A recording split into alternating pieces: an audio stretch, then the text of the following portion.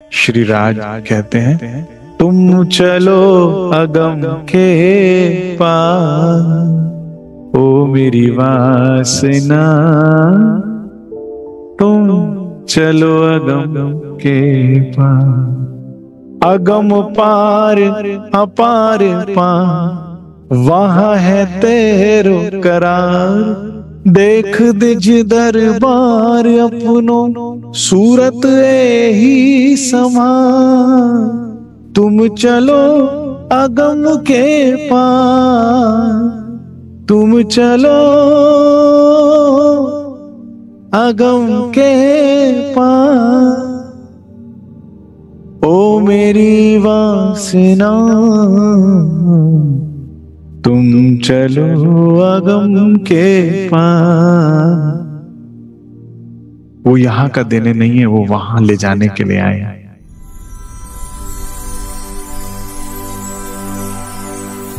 सदगुरु से बड़ा जीवन में कोई भी नहीं होता।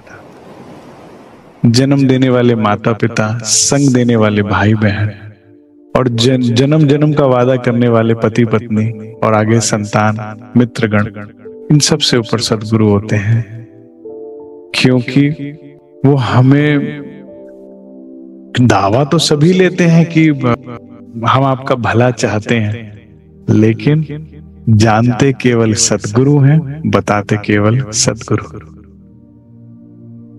बिन सतगुरु अपनो नहीं कोई, बिन सतगुरु अपनो नहीं कोई। कौन ये राह बतावे, सदगुरु के बिना किसी को अपना नहीं कहा, क्योंकि सबका स्वार्थ है। और अगर आपको आपके मोक्ष का, मुक्ति का, चरम मरण के चक्र से छूटने का मार्ग बता दिया, तो उनका जो स्वार्थ सिद्धि आपसे होती है वो नहीं होगी, आप किसी के काम के नहीं रहेंगे। तो इसीलिए एक सदगुरु ही होते हैं जो निस्वार्थ होते हैं, इसलिए वही उसके अलावा कोई और मार्ग बताएगा नहीं, और इसीलिए उसे कहा कि उसके अलावा कोई भी नहीं है। और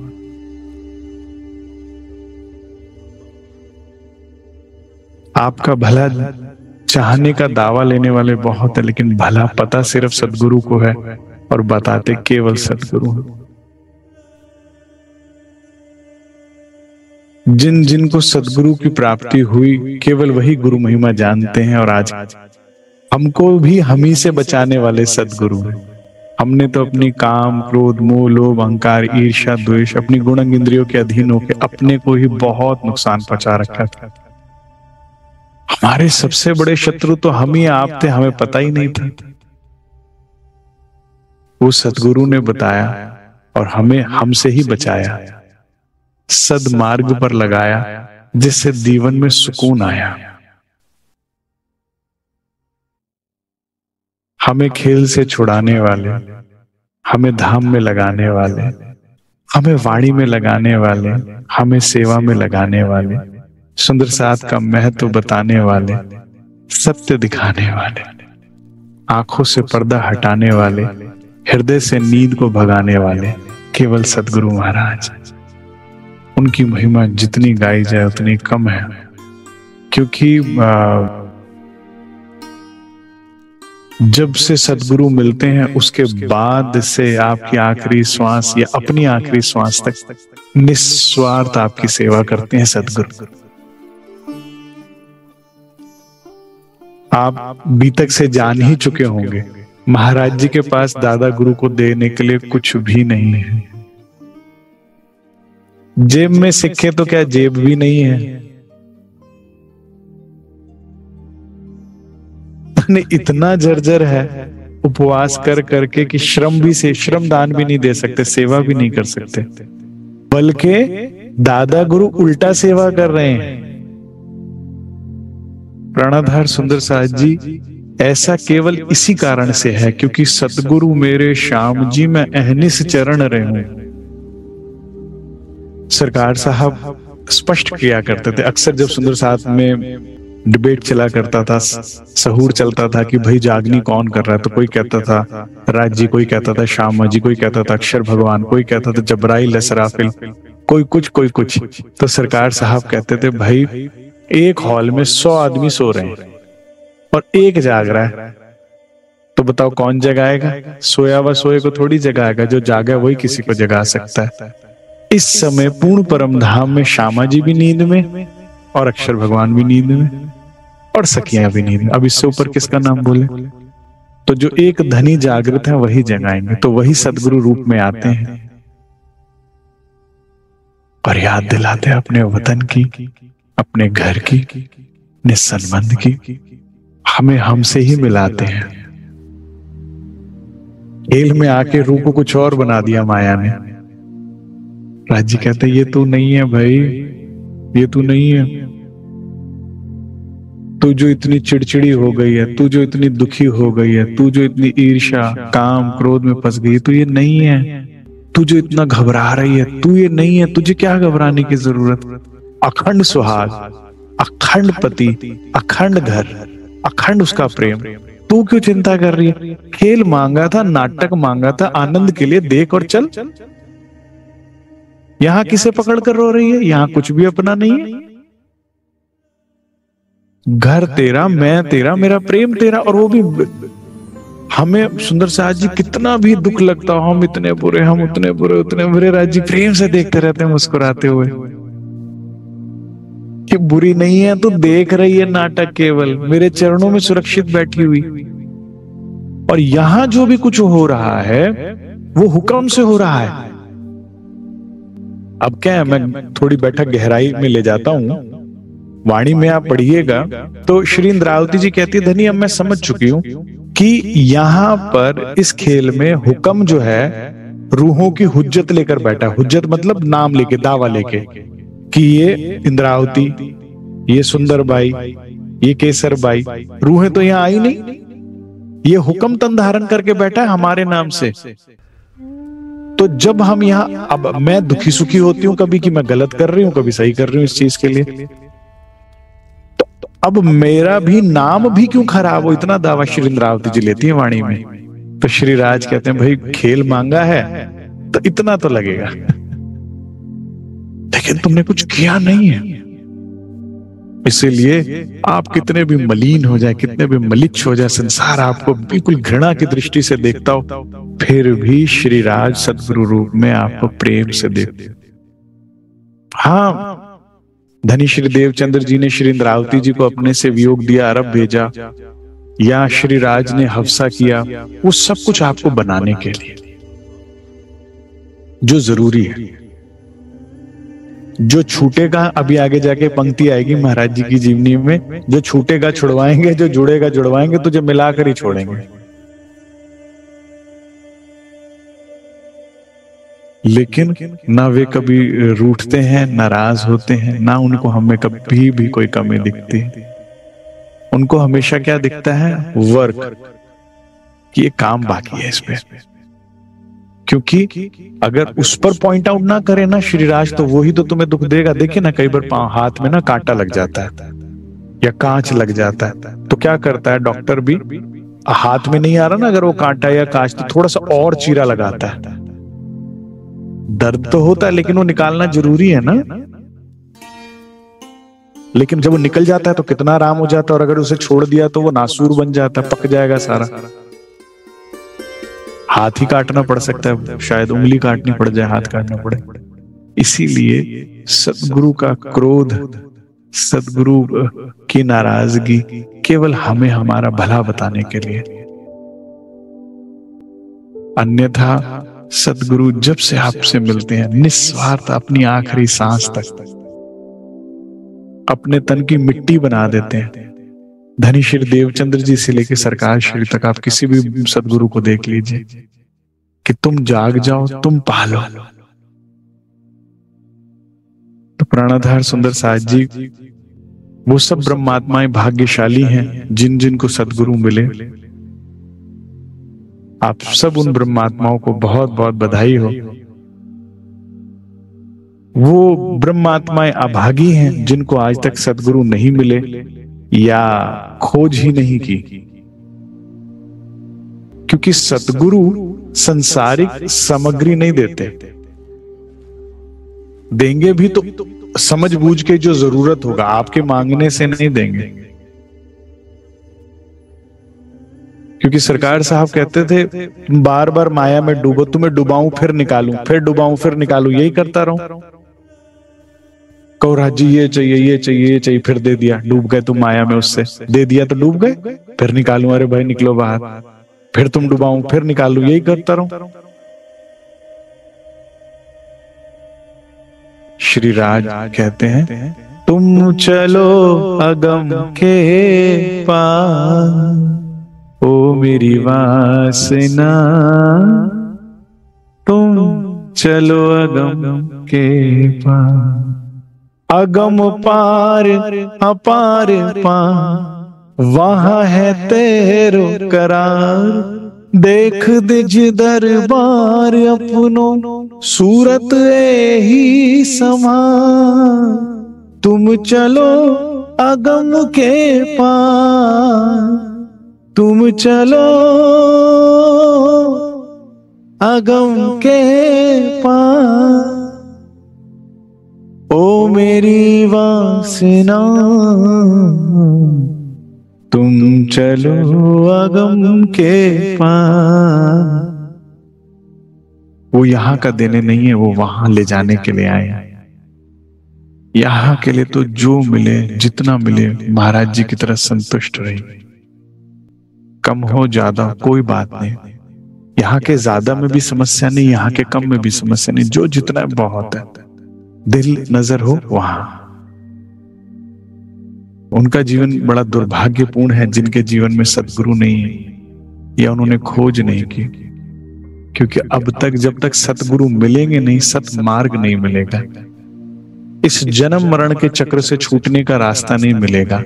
जब तक तुम जीवित हो, सुखी रहने का एकमात्र उपाय जो आत्म जागृति है वो नहीं मिलेगा।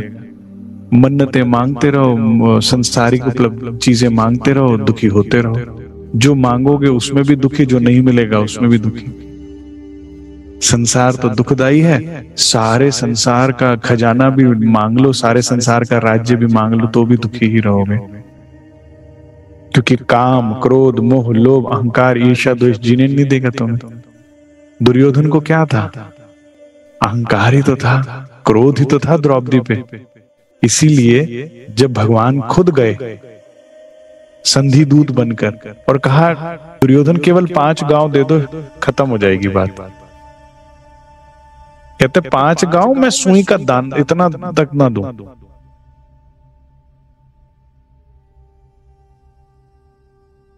सिर्फ 5 गांव, इतना बड़ा हस्तिनापुर, 5 गांव दे देता तो सारे कौरव बच जाते, 100 के 100 मर गए इस चक्कर में। क्योंकि क्रोध ने उसे जीने नहीं दिया, अहंकार ने उसको जीने नहीं दिया, और सारा कितना दुखद अंत हुआ कौरव वंश का। सबकी अर्थी को कांधा देना पड़ा माँ बाप को। तो प्राणाधार सुंदर साहब जी सतगुरु के चरणों में नमन करें, स्तुति करें।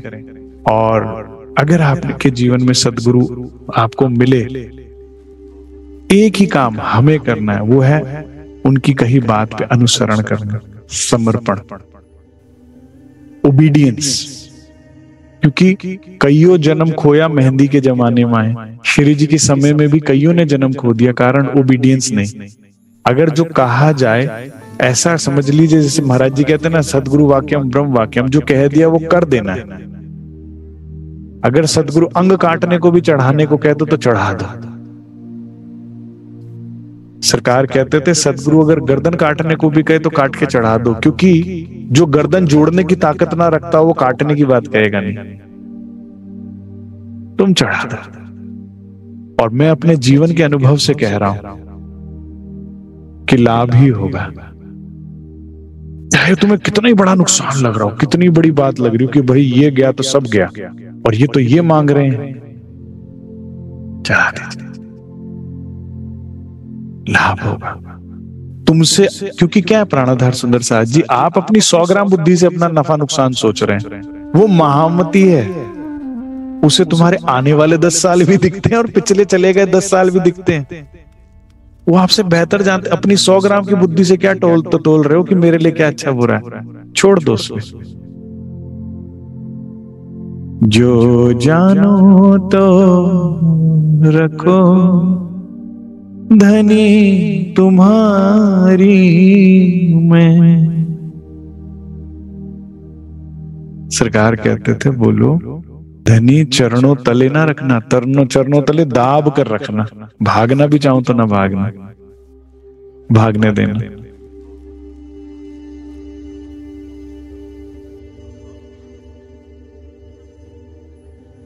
प्राणाधार सुंदर साहब जी बड़ी मेहर बड़ी कृपा से श्री राज किसी तन के माध्यम से हमें राज्य की अपनी घर की बात याद दिलाते हैं, मार्गदर्शन मिलता है। इस पूरे अंधकार में, पूरे ब्रह्मांड में, इस माया के जाल में कहीं कोई सत्य की आवाज सुनाई देती है?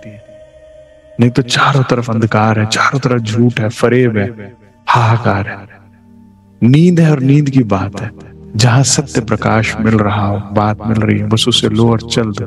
बड़े भाग्यशाली हैं हम वो सुंदर साथ जिनको ये बात मिलती है। नहीं तो इस पूरे ब्रह्मांड में अंधकार के अलावा कुछ भी नहीं, नींद के अलावा कुछ भी नहीं। सत्य के नाम पर भी केवल झूठ ही बिक रहा है।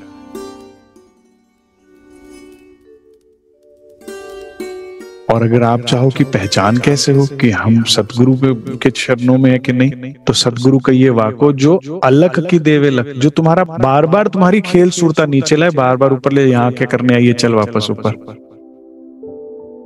अलख की देवे लख, इन उल्टी से उल्टाए के यहाँ देखना ही नहीं है, बैन है तेरा यहाँ देखना। यह प्रेमे करे सन्मुख, तू ये शरीर नहीं है। ये शरीर क्या है? It's just a costume of an रूह, आत्म। जैसे सुबह होने पर पुराना कपड़ा छोड़ नया कपड़ा पहन लेते हैं, ऐसे तन ऐसा ही है, बस आत्मा बदल रही है बार बार। You are not the costume. आज महाराज जी का श्री राज से मिलन है, बहुत सुंदर दिन है आज का। और मैंने जब महाराज जी की बीतक में आज राज जी का मिलन का प्रसंग पढ़ा तो मेरे दिल से एक ही आवाज निकली, हम सब सुंदर साथ के लिए कि धनी ये दिन हमें भी दिखाना, ये दिन हमें भी दिखाना। महाराज जी की अटूट मेहनत, अटूट श्रद्धा, अटूट विश्वास और प्रयास के बाद सदगुरु कृपा से जो उनको आज दिन देखने को मिल रहा है, श्री राज जी के दर्शन और हृदय में उनका आवेश, हम सबको वो दिन दिखाए रहे। और इस बीतक करने का उद्देश्य केवल यही है सुंदर साथ जी कि आज अपने अपने जीवन के सही उद्देश्य को जान जाओ। इससे पहले लोगों ने माया ने बहुत भटकाया, अपना बन के ठगा बहुत। अब हमें सबको सही उद्देश्य मिल गया वाणी से, बीतक से, कि हम सबका उद्देश्य कि ये जिन जीवन में आए कि जिस दिन राज जी से मिलन हो जाए। धन धन सखी मेरे सोहिरे दिन, बस उस दिन का इंतजार है, वही दिन धन धन जिन दिन पिया जी से हुओ रे मिल। क्योंकि जिस दिन उससे मिल जाएंगे ना सुंदर साथ जी, तो सारे झंझट से छूट जाएंगे, सारे दुखों से, सारे संताप से, सारी पीड़ा से। क्योंकि उसके बाद सारी जिम्मेदारी उसकी होगी, हमारी जिम्मेदारी बस धनी होंगे। बाकी सारी जिम्मेदारी हमारी, राखी की, इसकी दाल रोटी की, इसकी रक्षा की, इसकी सारी बाकी सब आत्मा की हर जरूरत की जिम्मेदारी श्री राज की होगी। हमारी जिम्मेदारी होगी श्री राज की को लाड करना, सेवा करना, जिसमें बड़ा ही सुख मिलता है, बड़ा सुख मिलता है। फिर केवल सुख जीवन में रह जाएगा, जैसे रतनबाई के जीवन में सिर्फ सुख रह गया। बड़ा सुंदर लाइनें हैं आज जब राज जी से मिलन होती है, एक एक पंक्ति में बहुत कुछ है। आइए चलते हैं। अब तक हमने सुना कि किस प्रकार से परमहंस रामरतन महाराज जी के मन में दादा गुरु को लेकर संशय आ गया। संशय का कारण यह बना कि जब गुरु भाई की पत्नी की तबीयत खराब थी तो दादा गुरु ने कहा, भाई अब दादा गुरु को जिद करी महाराज जी ने बार बार, क्योंकि महाराज जी एक वस्तु पा चुके हैं, अभी एक बाकी है जिसके बाद पूर्ण आनंद हो जाता है। क्या पा लिया? धाम दर्शन तो पा लिए, लेकिन 100 साल गिनाओ साथ में, 100 साल आप सुंदर साथ की सेवा में थे, धनी अनुभव 100 बेर, और 100 बार आपको धनी के अनुभव भी हो गए। लेकिन मूल अंकुर दया बिना फिर कर में डाले अंधेरा, फिर भी नींद में आ सकते हो। अनुभव तो हो गया, लेकिन धाम दर्शन तो हो गए, लेकिन झूठ अभी झूठ नहीं लग रहा। तभी तो सदगुरु को तंग किया बार बार, चलो चलो। सदगुरु तो जान रहे आयु समाप्त हो चुकी है, तो इसने जाना ही जाना है। और इसके जो पहले बड़े महाराज जी एक बात कहा करते थे, लगता है खुदा का इंतजाम तुम्हें पसंद नहीं आया। ये खुदा का इंतजाम है, जो जो जैसा जैसा उसने सोचा बेस्ट सोचा हुआ है, उसे पता है।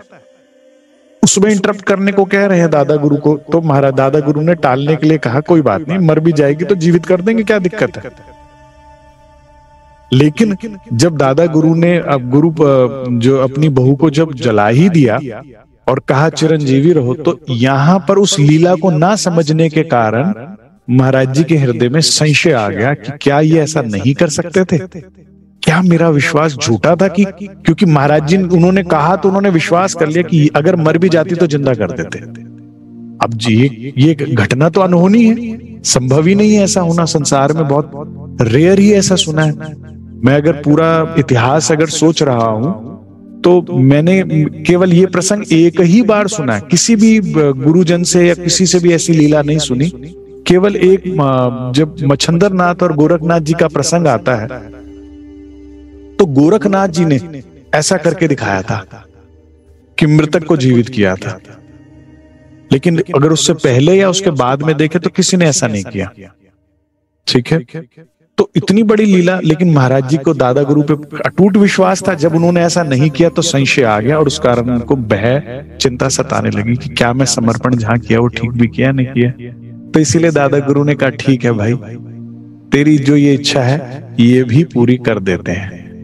लेकिन जैसे होता है ना कि एक ऐसे एनवायरनमेंट में जहां समस्या ना हो।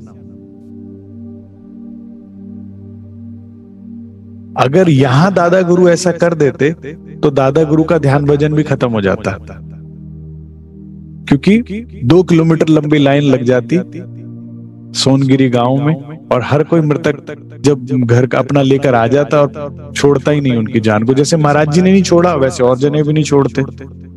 जिसके परिवार का कोई गया हुआ आपको जीने देगा जब तक आप उसको काम नहीं करोगे, अगर उसे पता है आप कर सकते हो तो दादा गुरु ने इसलिए लीला नहीं करी, लेकिन कहा जाते तेरे से ही करके दिखाऊंगा कि मैं कर सकता हूं कि नहीं कर सकता, तब तो तुझे विश्वास हो जाएगा। क्योंकि अब तक शक्ति जो है वो राज्य की दादा गुरु के अंदर है। तो सुनिए जो उनका संशय था वो कैसे निवारण करते हैं। महाराज श्री विचरण करते करते एक गांव में पहुंचे। आसन लगा गांव की जड़ में बैठे ही थे जा करके। एक व्यक्ति था खड़ा पास ही। हमने उससे पूछ लिया, क्यों भाई ये कौन रो रहा है? उसने हमें जवाब दिया। रोने की कराहने की चीख पुकार की आवाज आ रही थी महाराज जी को। तो महाराज जी ने पूछ लिया, भाई कौन रो रहा है? तो उसने बोला कि एक बुढ़िया है, विधवा बुढ़िया है, और उसका एक लौता बच्चा जो है वो गुजर गया सांप के काटने से, तो वही रो रही है। लोग सब जा रहे हैं, वैद्य भी बुलाए, सब करे, लेकिन मृतक हो चुका है। आप ही बाबा जी चलकर कुछ कृपा करो। इकलौता बेटा है उसका, नहीं आसरा कोई दूजा, सारे जीवन दुख भोगेगी, चलकर बाबा करो कृपा। सच्चे साधु फकीर को देखकर उसके मन में विश्वास आया कि ये शायद कुछ कृपा कर दें तो काम बन जाए। और कहते ना, मरता क्या ना करता। जब ऐसा जीवन में कष्ट आता है, परिवार में ऐसा स्थिति आती है, तो श्रद्धा अपने आप और बढ़ जाती है कई गुना। होता है ना कि हाँ हमें विश्वास ऐसा कर पाएंगे। तो 100 आते हैं 100 जाते हैं, सरोकार क्या अपने से, तुम जाकर के क्या कर लोगे, बच्चा हमको रहने दे। कहते ये तो भाई जीवन का चक्र है, जन्म अगर सत्य है तो मृत्यु भी सत्य है, ठीक है ना। तो ये होता ही रहेगा, इसमें हमें ना परेशान करो, कुछ नहीं होगा। किंतु चिपट सा गया हमने बहुत किया इनकार, वो चिपट ही गया। नहीं नहीं चलो चलो क्योंकि वो भी बेचारा उस माता जी के कराहने से हो रहा था कि शायद कुछ काम बन जाए। चलना पड़ा साथ में उसके, आखिर हमको हो लाचार, लाचार कर दिया। महाराज जी क्या करे, जब व्यक्ति पांव पकड़ने लगे, हाथ खींचने लगे, बार बार नमन करे, तो कितना कोई साधु मना करे, कितना संत वो करे। तो लाचार हो गए, महाराज जी को लेके ही गया। यही तो स्थिति बात है ना, यही तो समस्या थी जो दादा गुरु बचना चाह रहे थे कि हर कोई ऐसा करता फिर कि तुम कर सकते हो, तुमने किया था बहू का। तो अब महाराज जी को सब समझ में आ रहा है कि क्यों दादा गुरु ने मना किया था। ले गया जबरदस्ती। जब उसके घर जा पहुंचे हम, हमें देखकर उसकी माँ आ चिपटी अपने पैरों से, बहुतेरा हमने झटका। अभी तो सिर्फ बुलाकर ही लेकर गए। महाराज जी ने कहा चलो भाई, जब इतनी जिद कर रहे तो जाकर खड़े होने में क्या हर्ज है। अब वो खड़े हुए तो माता ने साधु को घर आते देखा, तो उनको लगा तो भगवान घर आ गए, और वो पूरा पांव से चिपट गई। वो तो उसने लपेट लिया पांव, दोनों हाथों से पकड़ लिया और रोने लगी फूट फूट के कि इसे जिंदा करो। महाराज जी ने बहुत झटका, जितना मर्यादा में झटक सकते थे झटक रहे, लेकिन वो छोड़ ही नहीं रही। उसको तो लगा कि यही आसरा है, हो सकता है तो सिर्फ यहीं से हो सकता है, भगवान घर आ गए हैं तो लेके रहूंगी। करने लगी रुदन पड़ करके, पांव में पड़ गई, रुदन करने लगी, पांव छोड़े ही नहीं। क्षमा उसे कर दो भगवान, इससे जो भी कर्म हुआ इसको क्षमा कर दो, जीवन दान दे दो मेरे बच्चे को, उसको माफ कर दो। साक्षात भगवान आप तो दे दो प्रभु उसे जीवन दान दे दो, पर आप साक्षात भगवान हैं। मेरा सिर्फ आसरा यह है, जग में कोई नहीं अपना, ना माँ है, ना बाप है, ना भाई है, ना पति है, सिर्फ यही एक आसरा है, इसको जीवन दान दे दो। हमने करी प्रार्थना उनसे, देवी तुमसे करी मना। अब बेचारे महाराज जी क्या करें, हाथ जोड़ जोड़ कर कह रहे देवी मुझे क्षमा करो, माफ करो, मैं ऐसा नहीं कर सकता। कई बार मना कर दी।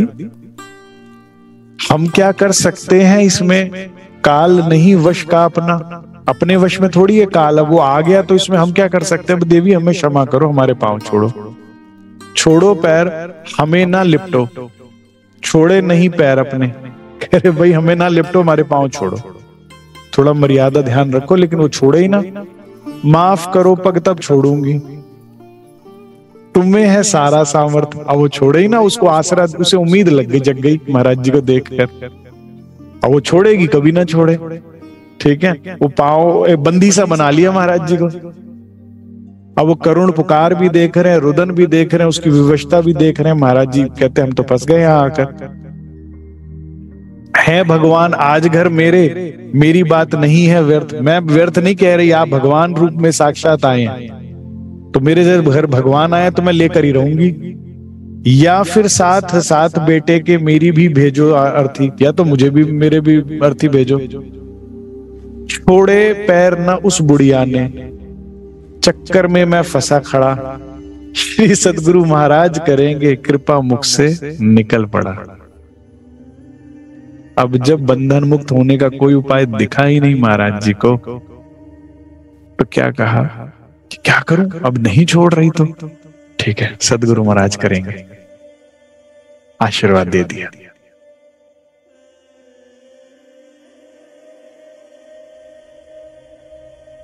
महाराज जी ने दादा गुरु के भरोसे कह दिया, वचन दे दिया कि मेरे सदगुरु साक्षात हैं, मैं इतना ही कह सकता हूं कि वे करेंगे।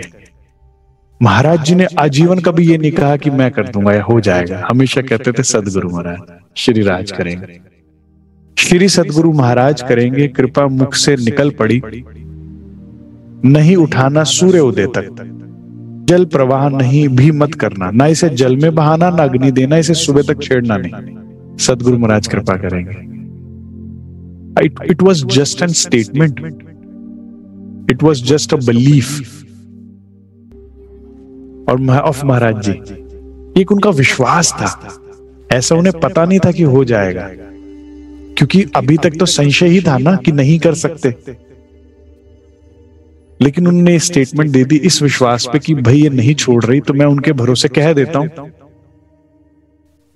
तो महाराज जी ने कह दिया।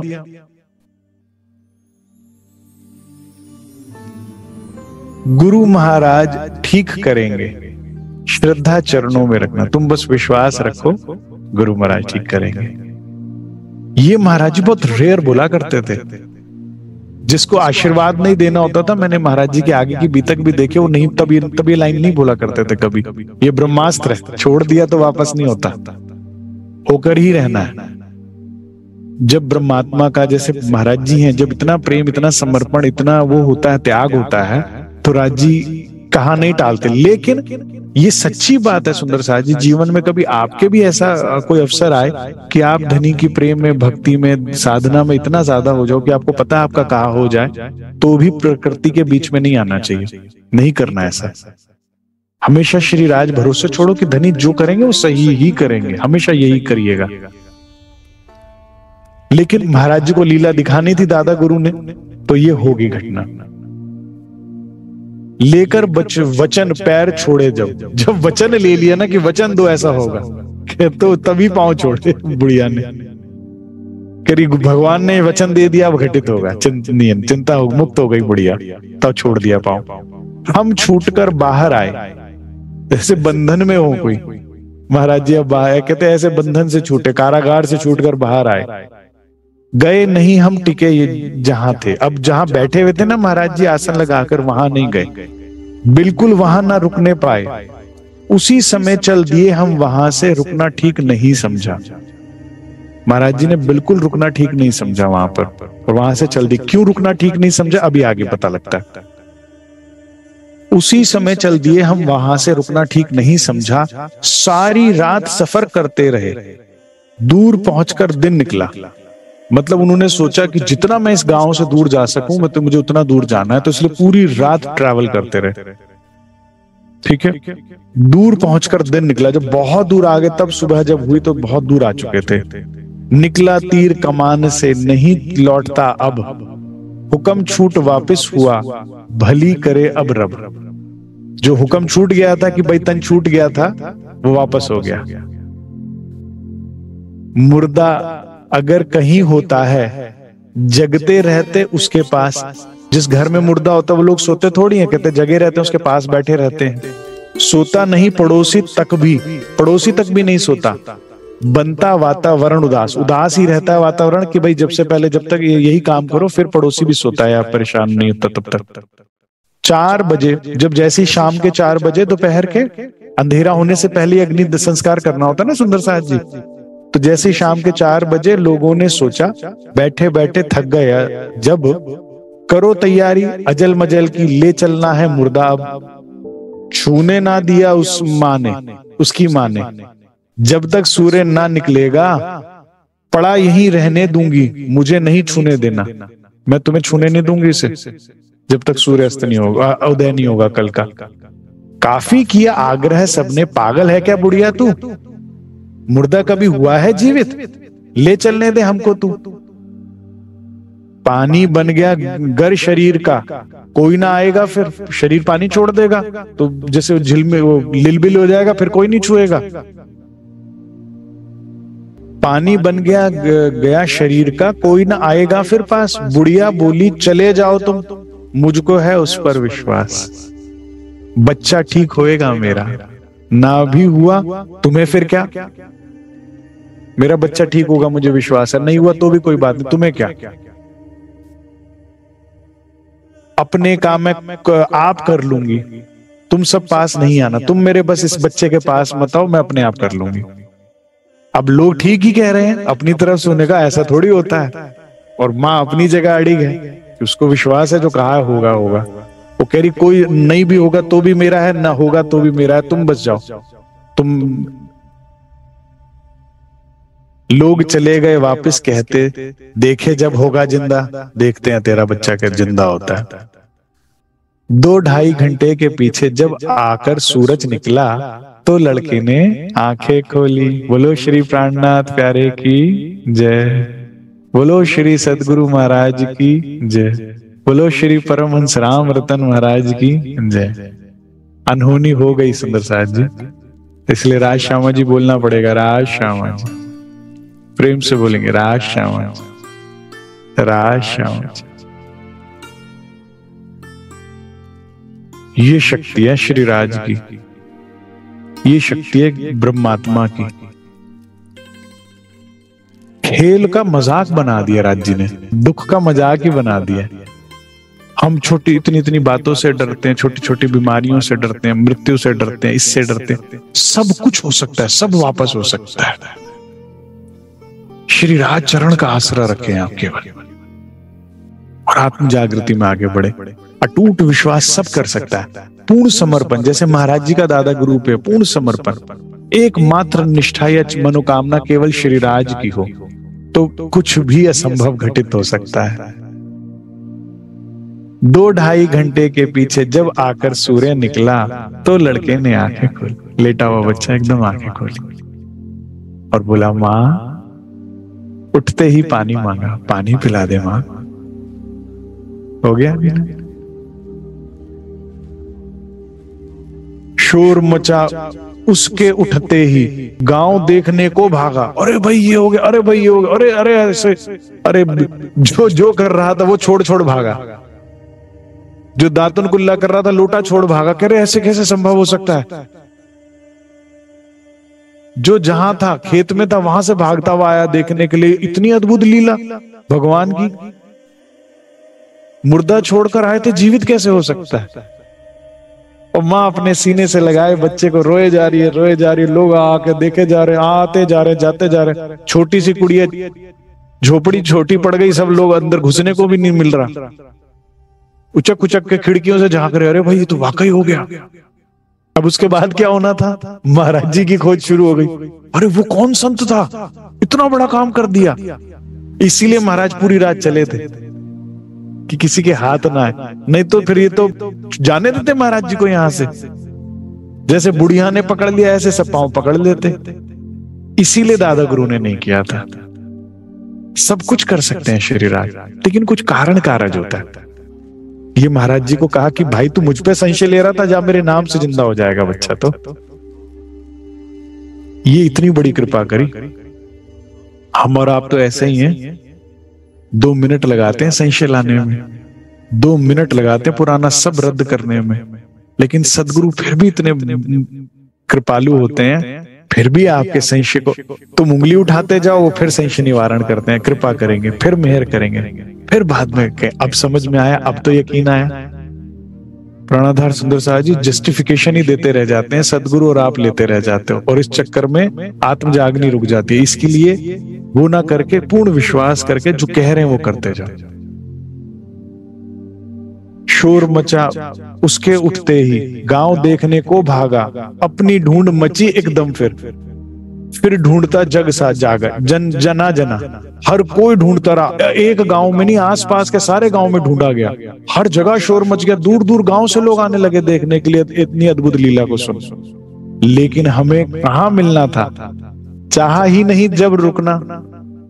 अब यहां महाराज जी एक लाइन कहते हैं, अनहोनी हमसे हुई भली करे श्रीराज। ये क्या घटना हुई, अनहोनी जो कभी नहीं होती। अनहोनी का अर्थ क्या होता है, जो कभी नहीं होती, जो हो ही नहीं सकती। वो भी महाराज जी कहते हैं हमसे हो गई। भली करे श्रीराज, चाहे जो परिणाम हो संहारे बिगड़े काज। अब इसका अंत जो भी हो, इसका परिणाम जो भी हो, सारे काज वो संवारते हैं। मेरे को संशय मुक्त कर दिया।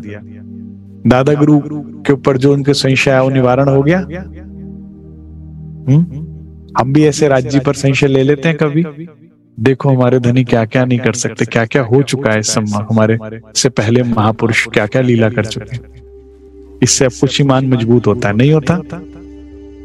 मुझे तो बहुत होता जा रहा है। महाराज जी की बीतक मैंने कई बार पढ़ी है, लेकिन अब दोबारा से पढ़ रहा हूँ और इतना आनंद हो रहा है। क्या नहीं कर सकते धनी। मुर्दे को जिंदा कर देते हो, बीमार को भला चंगा कर देते हो, जाने क्या क्या। हम तो ऐसी चिंता कर रहे थे। तुम समर्थ हो, लेकिन तुम क्या चाहते हो कि हम फिर भी ये सब ना ध्यान देके हम आत्म जागृति में लगे, क्योंकि ये चक्र है तो चलता ही रहना है। तो जो फिर अब आप चाहते हो हम को क्यों ना करें, वो काम करें। ठीक है।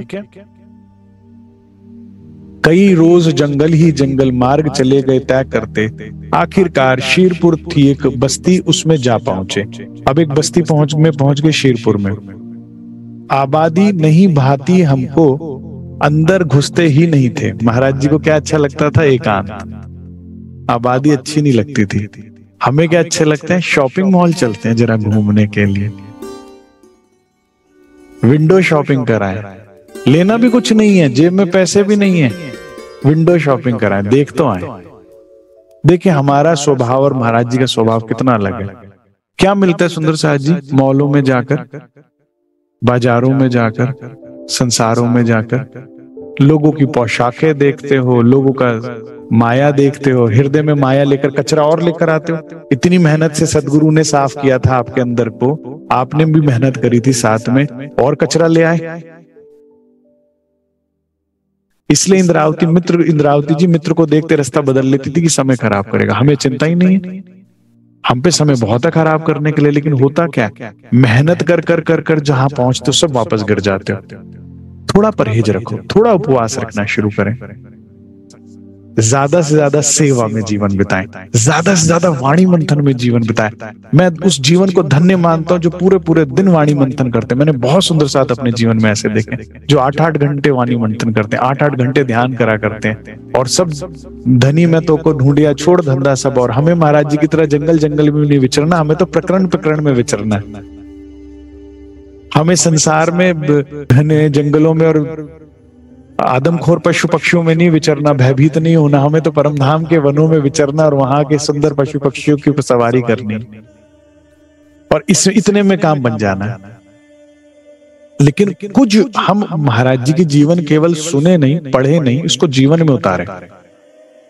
महाराज जी का स्वभाव क्या है, कभी भी किसी से कुछ मांगते हैं, निज स्वभाव ही नहीं है। और हमारा स्वभाव क्या है, इससे विपरीत, हम सबसे उम्मीद लगाए बैठे, मुझे प्यार दे दो, मुझे वस्तु की जरूरत है, ये दे दो मुझे। क्यों भाई, क्यों? मैं तो सभी को ये बोलूंगा, बच्चे माँ बाप से उम्मीद ना करें, जो दिया जितना दिया जरूरत बहुत है। महाराज जी की तरह मिल जाए ठीक है, नहीं मिले तो नहीं मांगना, कम नहीं है तो भी उसमें गुजारा करो, श्री राज भरोसे बैठो। बच्चे माँ बाप से, पत्नी पति से, पति पत्नी से किसी भी तरह की उम्मीद ना रखो, एक श्री राज भरोसे बैठो, अपने आप करेंगे, वो करेंगे, वो जो देगा बस उतना ही स्वीकार है। बड़ा दुख लगता है मुझे तो जब हम महाराज जी की जीवनी सुनते हैं, समझते हैं, और जीवन में फिर भी मांगने की प्रवृत्ति नहीं जाती। और उससे भी ज्यादा दुखद घटना तब होती है जब गोविंद के गुण गाय के तापत मांगत दान, दिख दिख पड़े है मानवा जो बेचत है भगवान।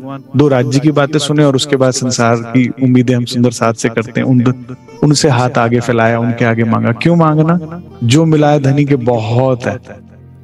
महाराज जी की तरह भूखे रह लो, लेकिन कभी हाथ ना फैलाओ, कुछ ना मांगो किसी से।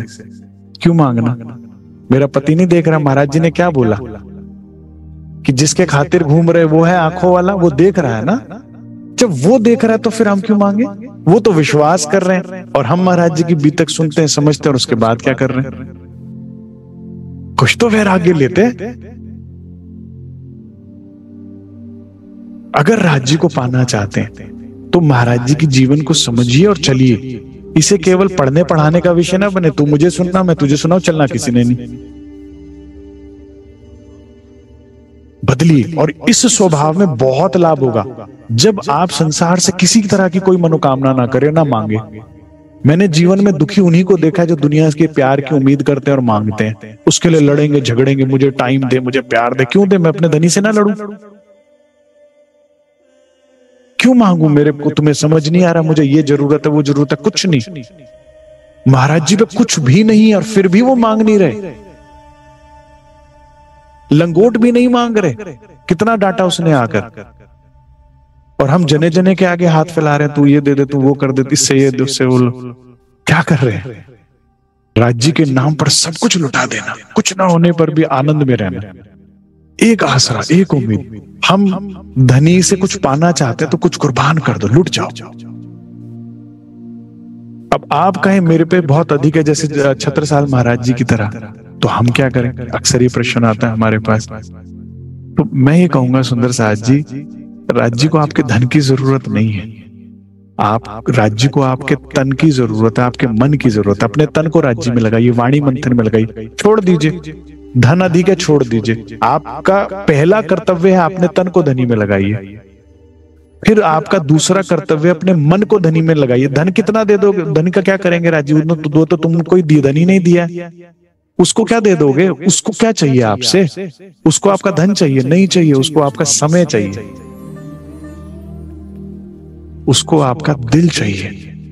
दिल तो फिर माया में दे रखा है, उसका क्या करे, धन दे दिया, दिल माया में दिया, तुम वहीं के वहीं, तो धनी को क्या सुख पड़ेगा। हाँ, फिर भी उसके अलावा राजा राम झांझन बाई की तरह या छत्रसाल महाराज जी की जागों ने जगहों में जितना हो सकता है अपने जीवन को कुर्बान कीजिए, फिर पूर्ण समर्पित कीजिए। तन मन धन सब धनी आपका ही, धनी अपने आप आदेश देंगे, अपने आप भाव हृदय में पैदा करेंगे, अपने आप काम हो जाएंगे। वो सरल है, वो सहज है, वो अपने आप होगा। हमें क्या करना, ज्यादा से ज्यादा टाइम देना श्रीराज को, वाणी मंथन में, चितवनी में, सेवा में। हाथ की सेवा को ज्यादा पकड़िए, हाथ की सेवा की ज्यादा कृपा मिलती है। मैंने अच्छे डूबे हुए सुंदर साथ को टॉयलेट साफ करते देखे, झाड़ू पोछे करते देखे, बर्तन साफ करते देखा। छोटी सेवा जितनी होती है उतनी कृपा अधिक होती है। तन की सेवा में रुचि रखिए, वाणी मंथन में रुचि रखिए, चितवन में रुचि रखिए, और सबसे इंपॉर्टेंट दिल दीजिए धनी को, और केवल धनी को, एक धनी को, बाकी सब नाटक, बाकी प्रेम व व्यवहार। प्राणाधार सुंदर साथ जी, क्योंकि जब तक एक भी व्यक्ति आपके दिल में रह गया ना, वो बीमारी रह गई, वो दुख देगी, वो नींद देगी। कोई एक भी आपके दिल में लगे, किसी एक की वजह से भी सुई ना हिले। अगर किसी एक की वजह से भी दुखी सुखी होते तो खेल तो जिंदा है ना अभी पूरा, नहीं। लेकिन आत्म जागृति का मूल क्या है आज मुझसे समझ लीजिए। मैं अमित ही नहीं हूं। जब मैं अमित ही नहीं हूं, मैं तो कौन हूं? जो राज्य के चरणों में बैठी आत्म अमित को देख रही है ना। जब मैं अमित ही नहीं, तो ना मेरे माता, ना पिता, ना भाई, ना बहन, ना पति, ना पत्नी, ना बच्चे, ना कुछ है ही नहीं। कुछ नाटक है। मैं अमित नहीं हूं, मैं धनी चरणों में। ये क्या हो रहा है? नाटक हो रहा है। किसकी मर्जी से? उसकी मर्जी से। कैसा होगा? ठीक होगा? गलत हो सकता है? गलत हो सकता है। दो चीजें जीवन में बड़े से बड़ा कष्ट आए आपको दूर कर देगी। बड़े ध्यान से सुनिएगा, बड़े से बड़ा कष्ट आपका दूर हो जाएगा। इन दो बातों का जीवन में पालन कीजिएगा। जब जीवन में कष्ट आए तो पहली चौपाई क्या लागू करनी है अपने ऊपर? कि ये तो झूठ है, मैं तो परम धाम में बैठी हूं। ठीक है, ये तो है ही नहीं, कुछ हुआ ही नहीं, हम तो मूल मिला में बैठे देख रहे हैं इसे। नाटक वो नाटक है। मान लीजिए हालत बहुत ही खराब है, नींद ज्यादा ही हावी हुई और मूल से जुड़ नहीं पा रहे, तो दूसरी चौपाई लागू कीजिए। जो भी होगा मेरे राज्य के हुक्म से ही तो होगा ना, तो मुझे चिंता नहीं, सही ही होगा। इतना तो कर सकते हैं कि धनी की मर्जी के बिना कुछ नहीं होगा, तो कैसे गलत हो सकता है? मुझे अपने पति पे विश्वास है, अपने से भी ज्यादा विश्वास, गलत नहीं करेंगे। ठीक है, ये दो बातें करें और दुख खत्म।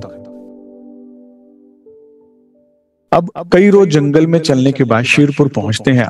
अब महाराज जी को आबादी नहीं पसंद थी, तो महाराज जी वहां न ठहर कर जंगल में एक न सर्किट हाउस कहते हैं जिसे, या फिर वो फॉरेस्ट ऑफिसर का जो जगह घर होता है, वहां वो कोठी थी। वहां पर महाराज जी कहते हैं अब हमें ना राजा राजा लगता था, ना प्रजा प्रजा लगती थी, ना कोई गरीब लगता था, ना अमीर। हम सबको एक दृष्टि से देखते थे। ना कोई ताकतवर लगता था, ना कोई निर्बल। हाथी भी हमें चींटी जैसा लगता था, और बड़े से बड़ा चक्रवर्ती सम्राट भी हमें ऐसा लगता था जब बड़ी ऊंचाई से उसे देख रहे हैं, चींटी जैसा। तो हम किसी को कुछ नहीं समझते थे। तो मदमस्त होकर वो जो फॉरेस्ट ऑफिसर का जो कोठी बनी हुई थी, उसका खुद ही दरवाजा खोलकर अंदर चले गए।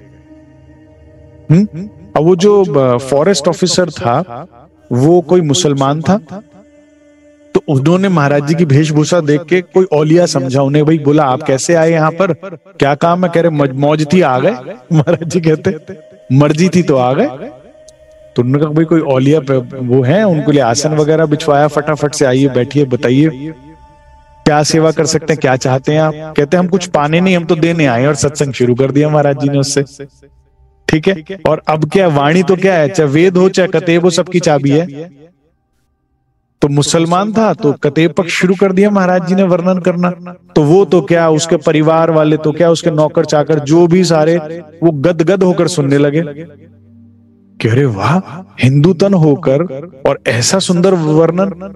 हम लोग जब वाणी के ज्ञान से, सदगुरु की कृपा से जब मुसलमानों के बीच में बैठते हैं ना, तो वो तो लुमलेट हो जाते हैं। कुरान में कुछ शब्द लिखे, शब्दे मुख्तार, कि इसका मुख्तार मतलब इसका अधिकार जो है खुद परमात्मा या उनके इमाम मेहंदी के आदमियों को होगा, उसका खुलासा किसी को भी नहीं पता। जब आप उसका विषय पे लेते हो तो श्री जी का प्रसंग आता है ना, 2 लाइनों में ही कदमों में प्रणाम कर दिया था जब चाचा बल्दीवान लेकर आए थे ना उन्हें मोहब्बे से काजी को, 2 मिनट में कह रहे आप तो आखिर जमा इमाम मेहंदी हो। तो वो बात ही महाराज जी ने विषय शुरू किया तो वो एकदम से गदगद हो गए, इतने की पूछिए मत। और कह रहे भाई क्या सेवा करें, आसन बिछाओ, ये करो। महाराज जी कहते हम सत्संग करके वहीं घास पर लेट गए। कह रहे बहुत निवेदन किया, अरे खाट लाते हैं, बिस्तर लाते हैं, ये करते हैं, कुछ नहीं चाहिए भाई, हमें आराम से लेटने। फकीर है, आनंद है। कह रहे नरम घास मिल गई, यही बहुत बड़ी बात है, नहीं तो शिला पर ही गुजारा है हमारा। तो वही महाराज जी कहते हैं हम लेट गए। अब वहां कोई उनका जानकार महाराज जी का आया और आने के बाद जो है उन्होंने आग्रह किया बहुत कि महाराज जी मेरे साथ एक बार बाजार चलो। महाराज जी ने कहा चलो भाई चल लेते हैं। और वहां जाकर कह रहा महाराज जी मेरा दिल है आपको कुछ खिलाने का। महाराज जी ने बहुत मना किया तो रोने लगा कि मेरा स्वीकार ही नहीं कर रहे, मेरे दिल में था कुछ खिलाऊं आपको। कह रहे अच्छा भाई तू रो मत, तेरा जो दिल है वो खिला, मैं खाऊंगा। कह रहे थोड़ा सा भोग प्रसाद खाएंगे बस, मुझे बहुत मिल जाएगा। अब वो वहां से जलेबी लेके आए। महाराज जी ने देख लिया कि जलेबी के ऊपर एक भी नहीं 3-4 मक्खियां मरी पड़ी हैं। तो भोजन दूषित हो गया, वो कंटामिनेटेड हो गया ना वो फूड। अब फूड पॉइजनिंग हो सकती है उससे, महाराज जी ने देख लिया। लेकिन कह रहे तो इतनी श्रद्धा भाव से लाया इसे तो अब हम खाएंगे, तेरे भाव नहीं ठुकरा सकते। महाराज जी ने देख भी लिया और फिर भी वो मुख में डाल ली जलेबी। अब उस कारण क्या हुआ, महाराज जी की थोड़ी देर में फूड पॉइजनिंग हुई और पेट में दर्द होने लगा।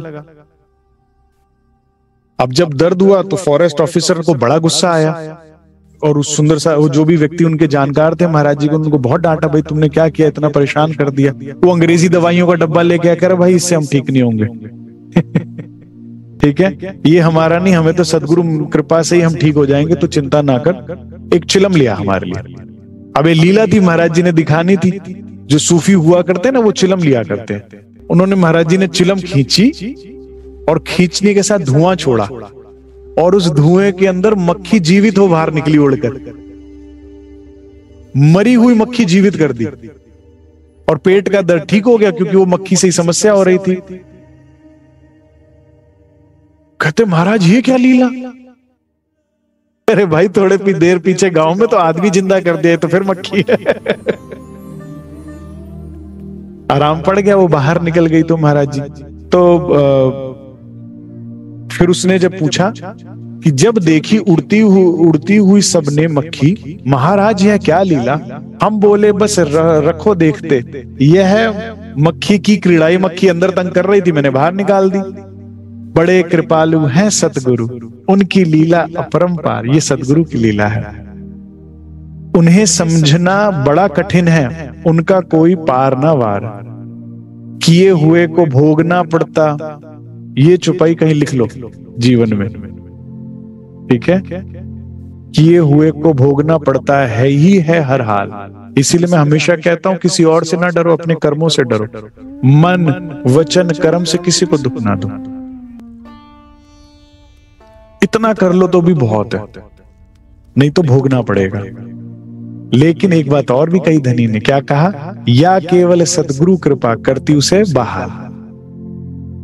सदगुरु की सेवा करके, सदगुरु की बात को मानकर, ओबीडियंस दिखाकर, वो कृपा से आपको दूर कर सकते हैं उस कष्ट को, या तो फिर।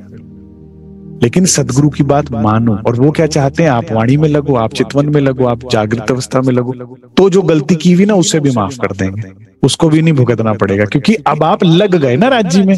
जैसे बच्चा जो पढ़ने वाला घर का बच्चा होता है तो उसकी 100 शरारतें माफ कर देती हो जाती है। कोई नहीं, नंबर तो अच्छे लाता है, जो मेन उसका काम है कोई बात नहीं है, टूट गया तो कोई बात नहीं, शरारत कर दी तो कोई बात नहीं। ऐसी जो सुंदर साथ फिर सदगुरु की बात मानकर वाणी में लगते हैं, चितवन में लगते हैं, रहनी में लगते हैं, तो सदगुरु धनी कहते हैं कोई बात नहीं, गलती हुई तो क्या हुआ, मेहनत तो करा उसने सही दिशा में। अब यहां पर ये उनको इस तरह से आराम पड़ गया। जाने किस प्रकार सतगुरु को मेरी प्रति मालूम हुआ, मुझे बुलवाने ग्राम शरीरपुर अपना लड़का भेज दिया। अब इतने भोले हैं महाराज जी, कह रहे जाने कैसे पता लग गया। अरे साक्षात है वो, सोचिए कितने गांव घुमाए महाराज जी। दादा गुरु को एग्जैक्ट लोकेशन पता है कि भाई बेटे को भेजा, वहां जाओ, वहां झंडू दत्त होंगे, उन्हें लेकर आओ। तो वो एग्जैक्टली वहीं पर पाकर पहुंचे हैं और कह रहे हैं मेरे सदगुरु ने वो याद किया। देखिए आप, लेकिन उस लीला को भी अभी समझ नहीं पा रहे। कह रहे जाने कैसे, जाने किस प्रकार सदगुरु को मेरे प्रति मालूम हुआ, मुझे बुलवाया, ग्राम शीरपुर अपना लड़का भेज दिया। खुद अपने लड़के को भेजा। दाह क्रिया जिसकी पत्नी की मैंने ही करवाई थी। ठीक है, याद है जिनके धर्म पत्नी का शरीर छूट गया था। आज शक्ल देखी मैंने उस अपने गुरु भाई की। अब ये महाराज जी क्या व्यक्त कर रहे हैं, अपना आनंद व्यक्त कर रहे हैं। जैसे ही दरवाजे से गुरु भाई को आते देखा, इतने खुश हुए, इतने खुश हुए जैसे किसी को देख के ना होते हो। बड़े प्यार से उनको गले लगाया, उत्कंठ लगाया, आदर से प्रेम पूर्वक बिठलाया। ये प्राणाधार सुंदर साथ जी, ये लेवल ऑफ समर्पण ये होना चाहिए। जिस सदगुरु से इतना कुछ मिला हो ना, उसके परिवार के आगे भी जो होता है नतमस्तक होता है व्यक्ति। जिसकी कृपा से सब कुछ पाया हो, इतना समर्पण होना चाहिए। हम तो गुरु के आगे ही समर्पित होते, हेजिटेट करते हैं, उनके आगे मत्था टेकते, उनके भी चरणों में प्रणाम करते, हेजिटेट करते, अकड़े रहते हैं। अहंकार इतना है। झुकना सीखिए, जितना झुकेंगे उतना पाएंगे। झुकने वाला ही पाता है, अकड़ा हुआ कुछ नहीं पाता।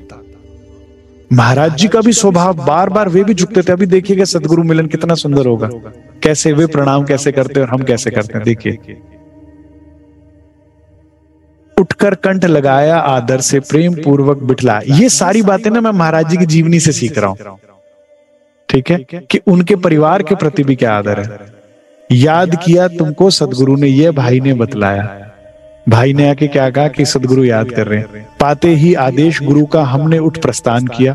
दादा गुरु के आदेश से गए थे, दादा गुरु का आदेश हुआ, वापस आ गए। और अब संशय मुक्त हो चुके हैं। अब तो संशय नहीं रहा ना कि वो जीवित नहीं कर सकते थे, बस कहा।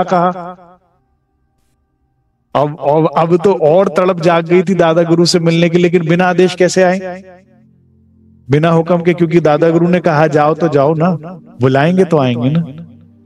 इंद्रावती ने भी इंतजार किया था, तुम बुलाओगे तो आऊंगी। फिर बुलाया था देवचंद्र जी ने। बस वही कुछ लीला आप समझिए। इंतजार में थे महाराज जी, बहुत तड़प तो रहे थे, लेकिन आदेश का इंतजार था, हो गया। सोचे कितने दूर थे महाराज जी सोनगिरी गांव से। 3-4 दिन मंजिल में श्री चरणों में पहुंच गए। 3-4 दिन चलना पड़ा। इतनी दूर का लोकेशन दिया महाराज जी दादा गुरु ने, कर वहां आए जाओ। जानी जान है ना सदगुरु, श्री राज है। क्योंकि अब देखिए कैसे प्रणाम करते हैं महाराज जी दादा गुरु को। बार बार पग चूम नमन कर साष्टांग प्रणाम किया। सदगुरु शरण में आना, सदगुरु चरणों में आना इतना परोपकारी होता है, इतना आनंदमयी होता है। बार बार उन चरणों को चूमे जाए महाराज जी। बार बार पग चूमा, नमन कर, बार बार मत्था टेक रहे, साष्टांग प्रणाम किया। मैं कह नहीं सकता कि कैसा हमको आशीर्वाद मिला।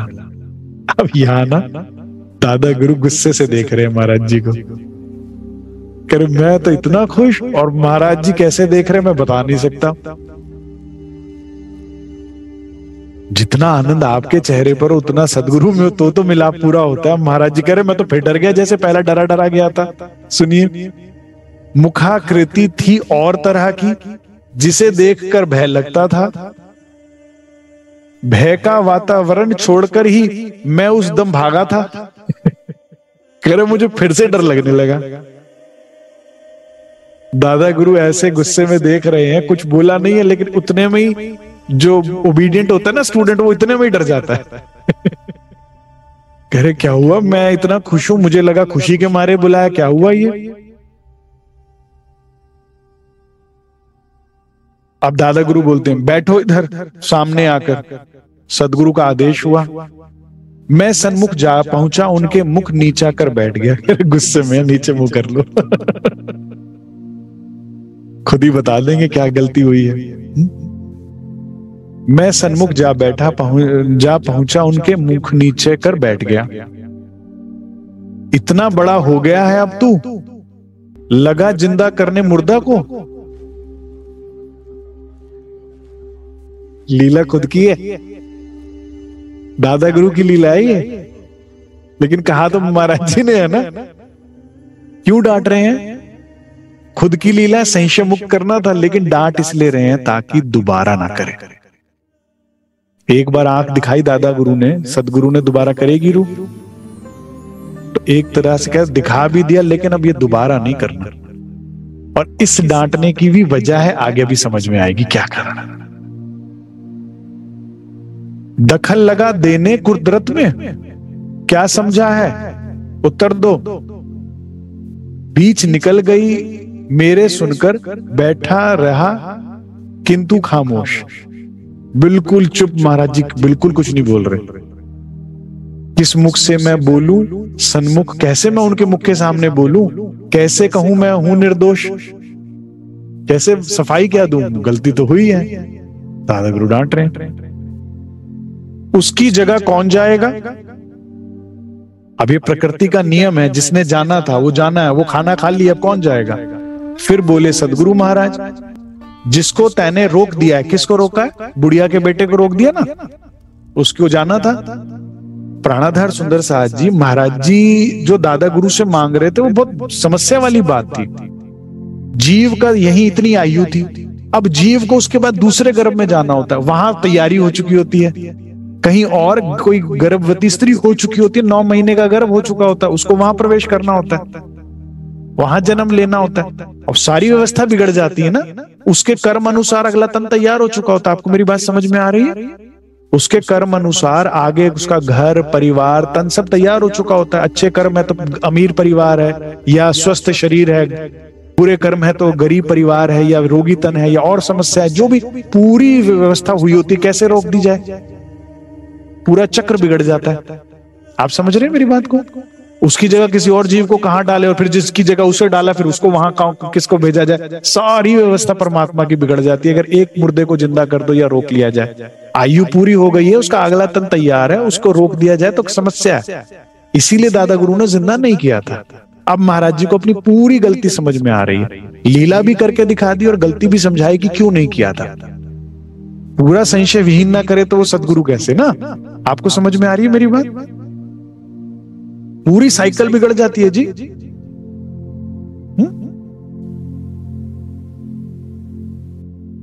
जिसको तैने रोक दिया, पूरा कर वह खाना आज। अब तू कर खाना पूरा हो।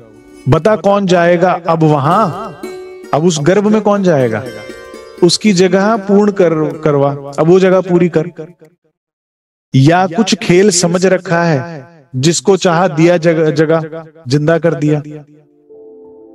ये तब नहीं डांटा था, तब भी डांट सकते थे, करे नहीं पहले तेरे से करवा दूं जिंदा फिर समझाऊंगा। पहले तो तूने इतनी बड़ी जो गलती कर ली ना, संशय ले लिया कि मैं नहीं कर सकता, पहले तो उसको दूर किया, अब समझा रहे हैं कि क्यों नहीं किया।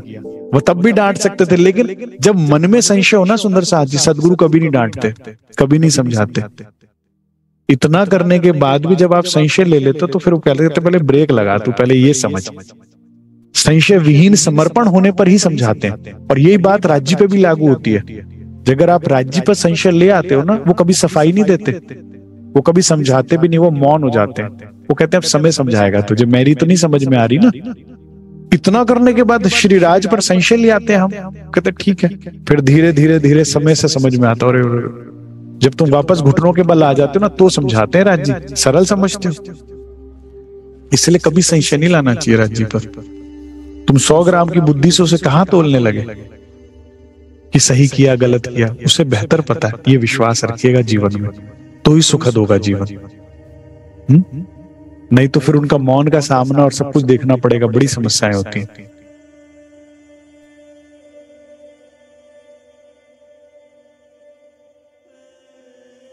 कौन जाएगा उत्तर दे, अब मेरे मुंह से निकला मैं। कौन जाएगा? तो महाराज जी ने कहा मैं जाऊंगा जी, मैं तन छोड़ूंगा ये। कौन जाएगा उत्तर दे, अब मेरे मुंह से निकला मैं। और कौन है बिला वजह भेजे जिसकी जगह हमें? हमारी जगह किसी और को क्यों भेजते हो जी? मेरी गलती है, मुझे भेजो। किए हुए को कौन भरेगा? हमने किया, भरेंगे हम। ठीक है, यही एक उपाय था गलती को सुधारने का। ठीक है जी, गलती हुई है, आप शांत हो जाओ, मैं जाऊंगा जी इसकी जगह, मेरा प्राण अंत करें आप, मैंने जीवित किया, मैं मुर्दा होने को तैयार हूं। तो सदगुरु के क्रोध को शांत करने के लिए उनको कहा मेरे को भेज दीजिए, ठीक है। अब दादा गुरु अपना भी नहीं वो करे, तो फिर इधर देख चलने की तैयारी कर ले एकदम, इधर देख चल तैयारी कर अब चलने की। लगा हुक्म हमको मरने का, महाराज जी कह रहे तो हुक्म हो गया भाई मरने का। हमने तो कहा ही था दादा गुरु सीरियस है, अरे हुक्म हो गया, देख इधर अभी कर चल तैयारी है। लगा हुक्म हमको मरने का, उठ गए शीघ्र हुक्म के साथ, उठते ही शीघ्र हुक्म के साथ उठ गए। किया स्वच्छ स्थान लीप कर, दादा गुरु ने एक स्थान को गोबरी लीप कर, पहले जमाने में हर चीज कुछ भी अच्छा है वो होना होता है ना, तो करके स्वच्छ कर लिया स्थान को। कुशा बिछाई उस पर आप, खुद महाराज दादा गुरु ने कुशा बिछाई उस पे, कर स्नान आए मरने को। अब महाराज जी को कहा जाओ स्नान करके आओ, तो नहा धोकर कह रहे महाराज जी कहते हम मरने को आ गए। चरण लिए सदगुरु आकर के, सदगुरु चरणों में प्रणाम किया, चरण ध्यान में लेकर अपने लेट आसन पर जाकर, उस आसन पर जगह पर लेट गए जहां पर गोबर लीप कर घास बिछाई थी, वहां महाराज जी लेट गए और सिर्फ चरणों में सदगुरु का चरणों का ध्यान करने लगे, ध्यान में सिर्फ चरणों का ध्यान करने लगे, ताकि ना भय लगे, ना चिंता लगे, ना कोई और बात सताए। चरण ध्यान में लेकर अपने लेट आसन पर जाकर, लेटे आसन पर जाकर, यह ले कफन शब्द से के सुन ही ऊपर चादर आन पड़ी। दादा गुरु ने चद्दर डाली करे ये ले कफन, बिल्कुल सीरियस है दादा गुरु है। हमने उठा सवार उसको सर से पैर तलक ओढ़ी, जैसे कोई मुर्दा लेटता है ना, प्रॉपर सर के ऊपर से लेकर पांव तक टकिन कर दिया, और महाराज जी ने भी करवा लिया, ठीक है, तैयारी हो गई चलने की। लेट गए आंखें बंद करके, श्री सदगुरु का ध्यान लगा, सदगुरु का ध्यान करने लगे। सरहाने आकर सदगुरु का चरणों में मेरा चोला,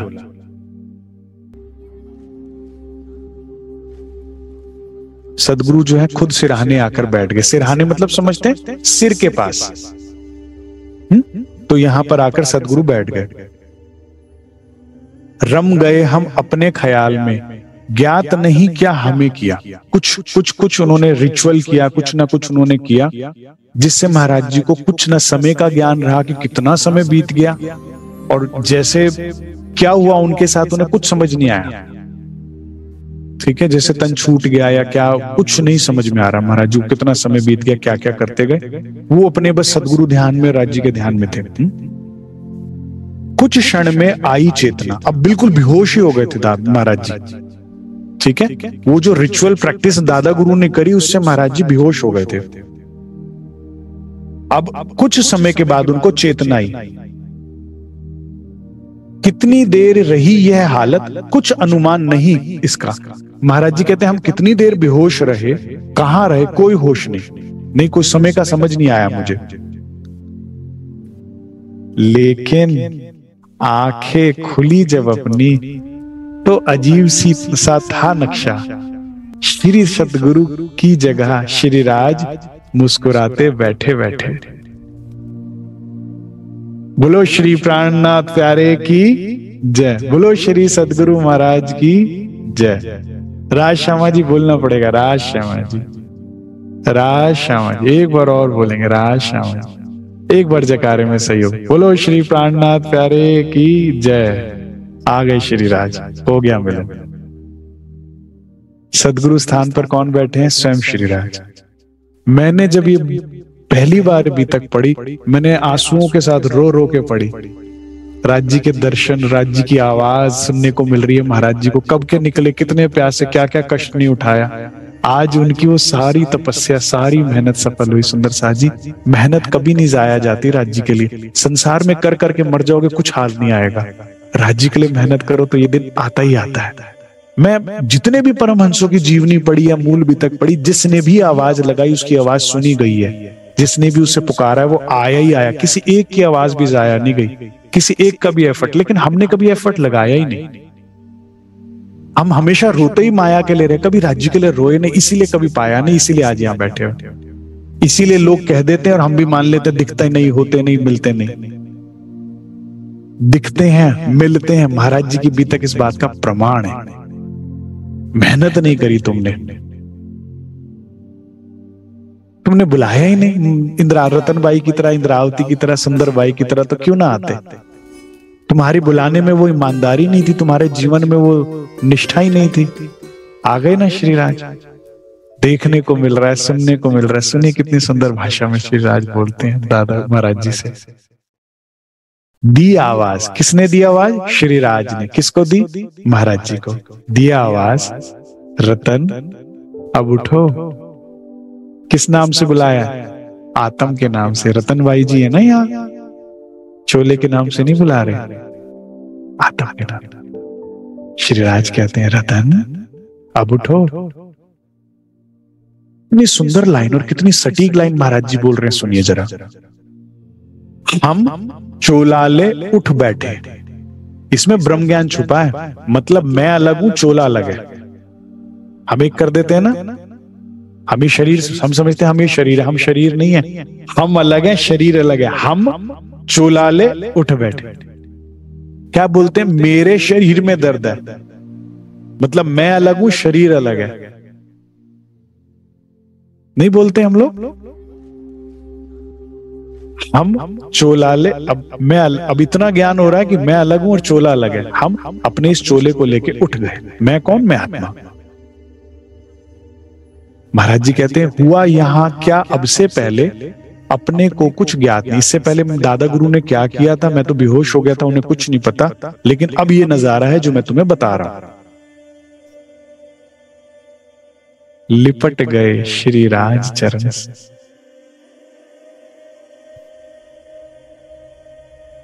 जिसके लिए आंखें प्यासी थी, तरस रही थी, जिसके लिए भटके भूखे रहे। अरे घर भी गए तो तिरस्कृत नजरों से सबने देखा। घर में भी कोई जीने देता है क्या?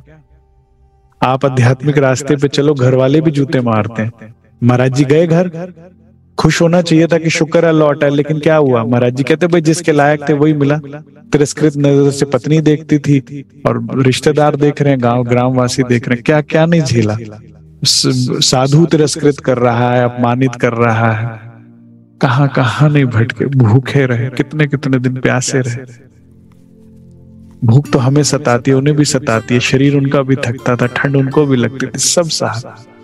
हम तो छोटे छोटे कष्टों से, किसी ने कुछ बोल दिया तो ही रोना पिटना इतना मचा कि पूछो नहीं। कोई जरा सा नाराज हो गया तो इतने दुखी है। कोई जीवन में छोड़कर चला गया, किस किस कष्ट से गुजरे इसी दिन के लिए। भगवान शिव ने भी दर्शन दिए, हनुमान जी ने भी दर्शन किए, लेकिन कुछ लाभ नहीं, कुछ ऐसा भाव ही नहीं बना था जैसा अब बना। भगवान शिव के चरणों से लिपटे महाराज जी? नहीं ना। लेकिन जो आत्मा जिसके लिए प्यासी थी अब वो मिला है सामने, तो श्रीराज चरणों से। अब मुझे सोचिए कितना सुख मिला होगा उनको धनी के चरणों से लिपट कर। मैं राज जी के चरणों में प्रार्थना करूंगा और ये कि हम सबके जीवन में ये दिन आए।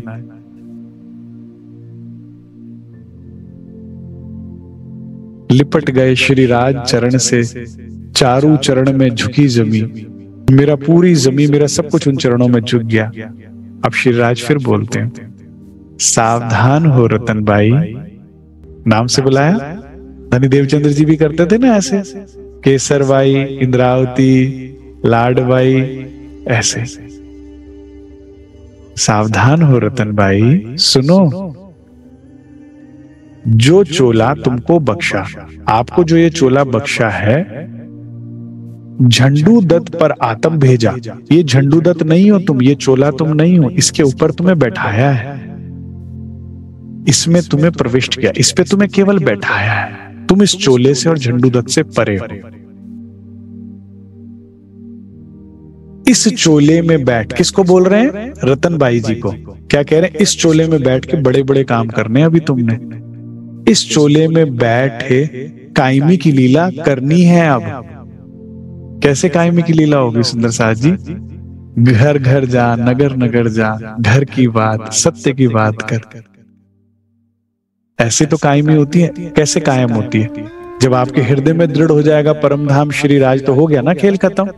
ऐसे ही तो होनी है कायमी की लीला, और घर घर में जाके झोपड़ियां थोड़ी जलानी है। महाराज जी अपनी रहनी से, अपने वचनों से हर एक को सत्य, परमधाम की बात, धनी की बात दे दे के कायम करेंगे। तो कह रहे तुमसे कायमी की लीला करनी है, इस चोले में बैठ कायमी की लीला करनी है। अब अभी उतरते हैं हम तुम पर, और ऐसा नहीं तूने अकेले करना है रतन भाई, मैं तुझ में उतरने वाला हूं।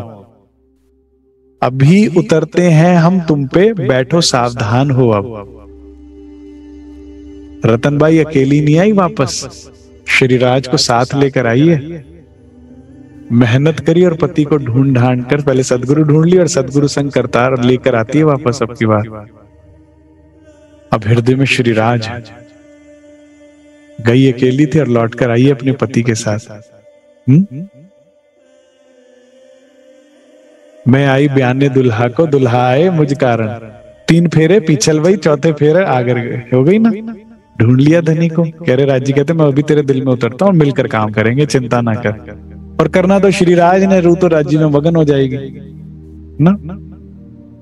अभी उतरते हैं हम तुम पर, बैठो सावधान हो। अब फौरन ही सुन इन शब्दों को, बैठ गए आसन लेकर। महाराज जी बिल्कुल आसन ध्यान अवस्था में बैठ गए।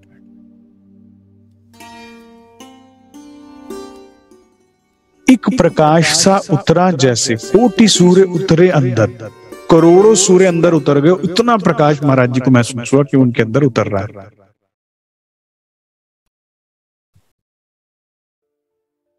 अगला पिछला ज्ञान हुआ सब, समझ आई सारी लीला। अगला पिछला मतलब ब्रज रास और जागने की लीला, महाप्रलय तक की सारी बात, कैसे क्या क्या होना है, और परम धाम इश्क रबद, सारा अगला पिछला समझ आई सारी लीला। आत्म अब जागृत हो गई ना। जब तक व्यक्ति नींद में, तभी तक तो उसको अपना घर, अपना पति, अपना वो सब याद नहीं होता ना। सपन में नया घर बन गया, नया वजूद बन गया, नई आइडेंटिटी, नया नाम हो गया। जागने के बाद तो सब याद आ जाता है ना, कि कहाँ बटुआ रखा है, कहाँ सामान रखा है, सब याद हो जाता है। तो अब अगला पिछला सब याद आ गया, परम धाम की सारी बात। समझ आई सारी लीला, दुख का खेल खिलाया है क्यों कर, इसका सारा राज मिला। ये संसार में इतना दुख क्यों है, ये खेल क्यों दिखाया धनी ने। इश्क रबद का वर्णन खिलवत ग्रंथ में पढ़ना और बात है। आपको वर्ड बाय वर्ड इश्क रबद याद आ जाए, जो आप वहां खड़े होकर आपने किया था, उसका मजा कुछ और है। जागृत होने का ये लाभ है। आपको वो शब्द बाय शब्द याद आता, हाँ हाँ ये बात हमने कही थी, फिर राज्य ने ये कही थी। वो आनंद ले रही है रतन भाई जी अब। ठीक है, अच्छा ये कारण हुआ था हम दुख के खेल में आए थे।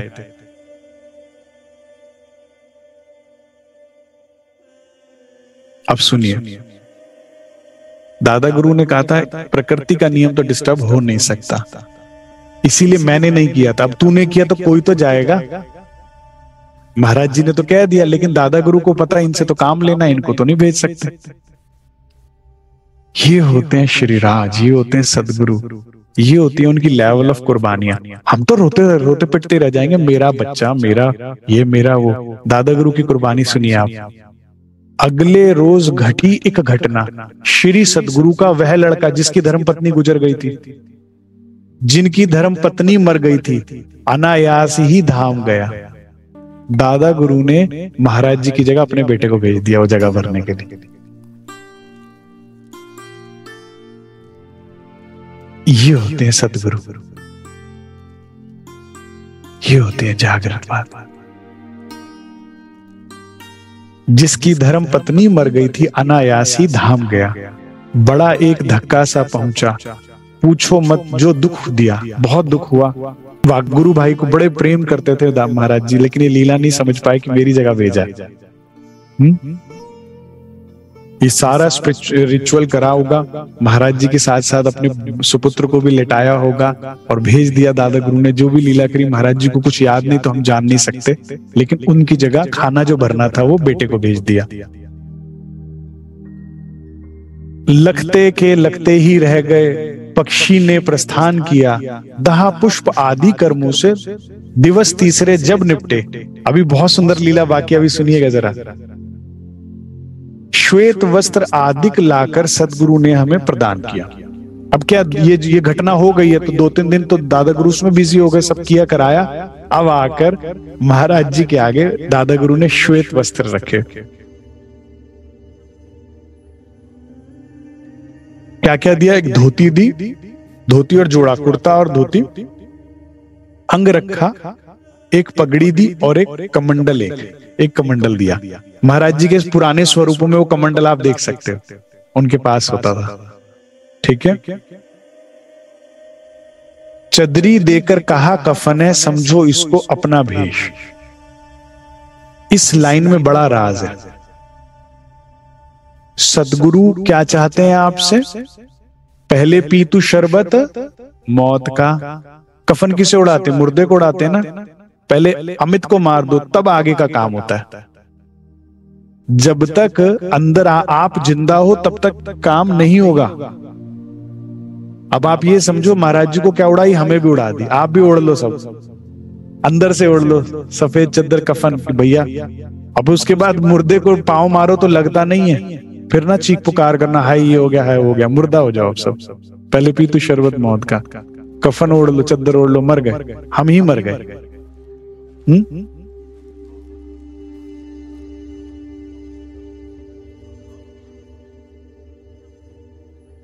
अब मैंने ये बात बड़े महाराज जी की पोती से सुनी, जो मैं आपको बताने जा रहा हूं। अभी मैं शेरपुर गया था ना, उनकी पोती मिली थी मुझे।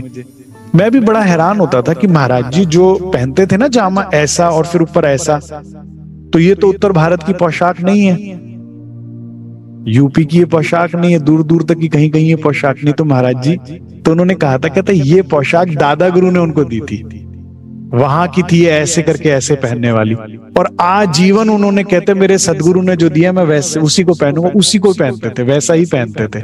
उसके बाद साधारण कुर्ता पहना ही नहीं महाराज जी ने कभी।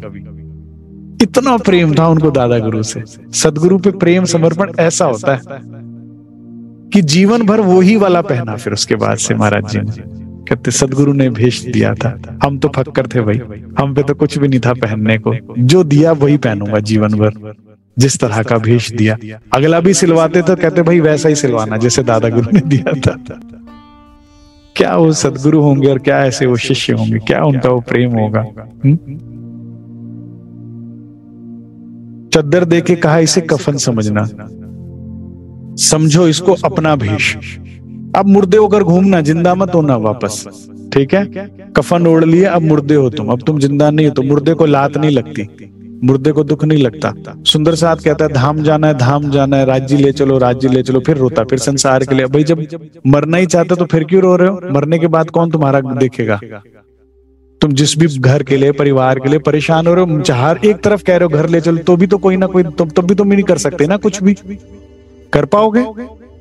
राज्य अगर आज आपकी बात सुन ले, आप कह रहे हो ले चलो, और वो ले गए, तो भी तो नहीं कर पाओगे ना कुछ।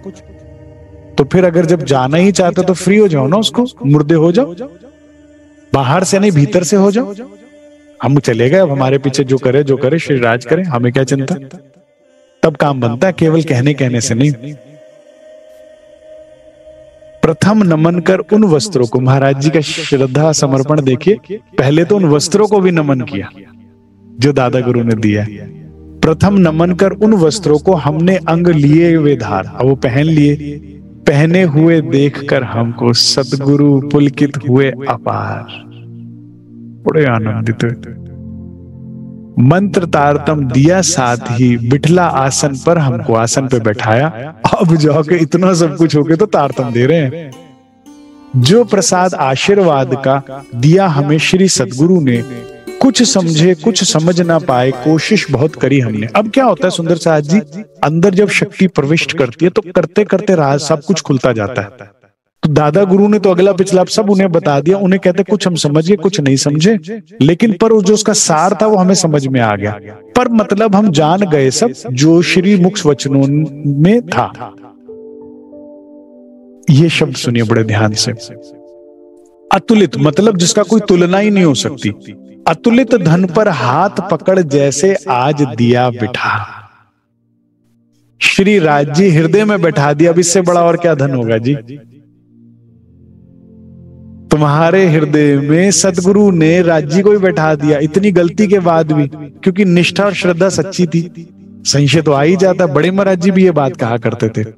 किसी अपने सुपुत्र के लिए उन्होंने कहा वे जागृत आत्मा थी। तो चमेल सिंह जी ने पूछा, प्रताप जी ने, क्षमा चाहता हूं, प्रताप जी बीतक जब लिख रहे थे महाराज जी से लेकर, कह रहे आप कह रहे हैं आपका बेटे जो ओमदत्त थे वो जागृत आत्मा, और आपने थोड़ी देर पहले मुझे बीतक में कहा कि उनको संशय आ गया था आप पे।